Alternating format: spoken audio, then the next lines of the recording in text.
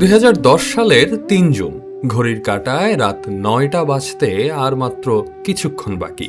তখনও বেশ জমজমাট পুরান ঢাকার অলিগলি।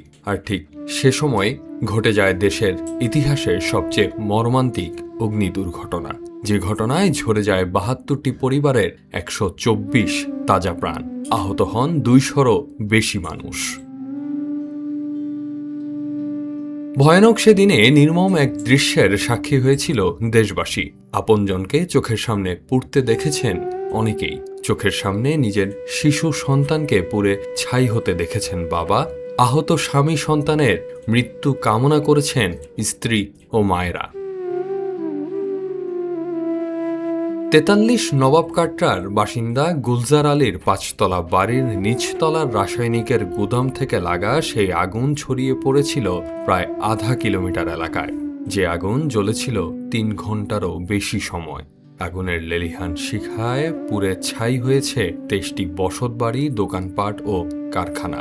২৪ ঘন্টারও বেশি সময় ধরে চলেছে উদ্ধার কাজ। মর্মান্তিক সেই নিমতলি ট্র্যাজেডির ১৬ বছর পূর্ণ হলো আজ। ভয়াবহ সেই আগুনের ক্ষত অনেকটাই কাটিয়ে উঠেছে নিমতলি। বিধ্বস্ত ৫তলা সেই ভবন মেরামত করে ১তলা বাড়িয়ে ৬তলা করা হয়েছে। পোড়া বাড়িগুলো মেরামত করে রং করা হয়েছে। দগ্ধ মানুষগুলোর শরীরের পোড়া ক্ষত শুকিয়েছে, কিন্তু মুছে যায়নি সেই দিনের দুঃসহ স্মৃতি। ভয়াবহ সেই অগ্নিকাণ্ডের কথা স্মরণ করে প্রতি বছর হারানো স্বজনদের কথা মনে করে কাঁদেন নিমতলিবাসী।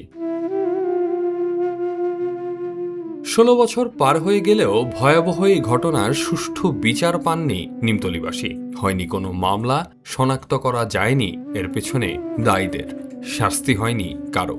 কেবল বংশাল থানায় একটি সাধারণ ডায়েরি করা হয়েছিল। ক্যালেন্ডারের পাতার পর পাতা উল্টেছে, কিন্তু সেই জিডির আর তদন্ত হয়নি।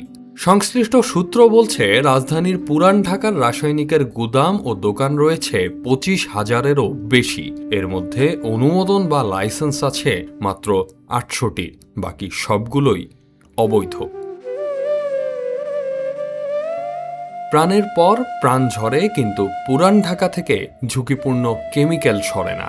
নিমতলি দুর্ঘটনার পর আবাসিক এলাকা থেকে সব ধরনের রাসায়নিক পদার্থের দোকান, গুদাম ও কারখানা অপসারণ করার কথা ছিল, কিন্তু ১৬ বছর পার হয়ে গেলেও তা বাস্তবায়ন করা সম্ভব হয়নি। প্রতিবারই বড় কোনো দুর্ঘটনা ঘটলে কেমিক্যাল গোডাউন অপসারণের কথা বলা হয়, কিন্তু তা কাজীর গরুর মতো কেবল কেতাবেই রয়ে যায়।